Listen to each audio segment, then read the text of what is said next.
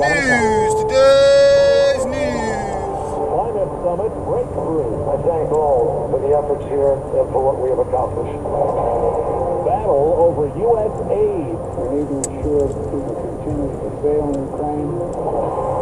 House Biden vote. The impeachment inquiry is necessary now because we've come to this impasse. Good morning. I'm Steve Kagan with the CBS World News Roundup. There's breaking news from Washington. We just heard from Hunter Biden. He was on Capitol Hill, supposed to show up for a closed-door deposition with a congressional panel, defending himself and his father. Let me state as clearly as I can.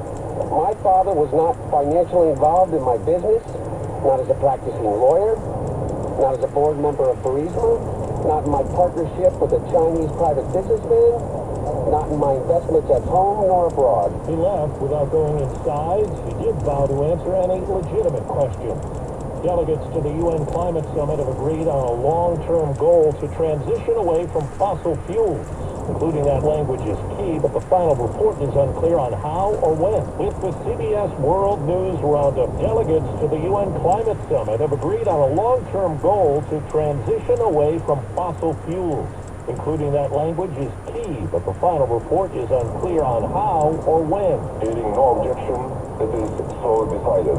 There will be 200 countries at the COP28 climate conference hailing the first ever deal specifically calling on nations to transition away from fossil fuels. U.S. climate envoy John Kerry. This is a moment where multilateralism has actually come together and people have taken individual interests and attempted to define a common goal. But for Samoa's delegates, we see a litany of loopholes. Concerns, too, that not enough has been pledged for the poor and island nations most affected by global warming. Vicki Barker, CBS News, London. He stood next to President Biden. He met with members of Congress. But as CBS's Weijia Jiang tells us, Ukraine's president may have come up short in his bid to get new American assistance before the end of the year. Putin is banking on the United States failing to deliver for Ukraine. President Biden called on Congress to approve additional aid for Ukraine and called out Republicans who are resisting. If you're being celebrated by Russian propagandists, it might be time to rethink what you're doing. Ukraine's President Volodymyr Zelensky made his case to the American public. We are fighting for our country and freedom, and also for our freedom and yours.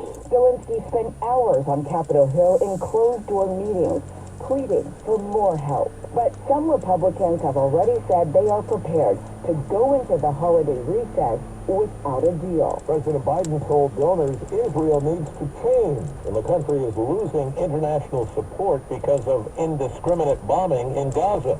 CBS's Raimi Inocencio has the latest on the war.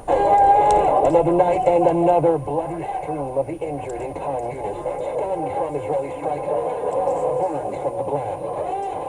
A day are in need, says UNICEF spokesman James Elder, who just left Gaza. Absolute nightmare. They are under attack from the air and very much now from the threat of disease on the ground. And Israel is now pushing Gazans to the undeveloped southwest coast, Al-Mawasi, the size of Los Angeles Airport, but for several 100,000 people. The CBS's Janet Chamberlain tells us Arizona's Supreme Court has begun hearing arguments in a case that could impose an abortion law from nearly 160 years ago.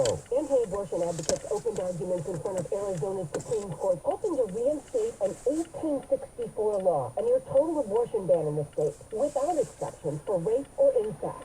The point of contention, whether that Civil War-era law should supersede a less strict 15-week ban signed last year by then-Governor Doug Ducey, a Republican. Democrat Chris Mays is the Arizona Attorney General. This specific case is about the need to ensure that women aren't saddled with an 1864 law that was passed before Arizona was a state, before women had the right to vote. 4 minutes after the hour.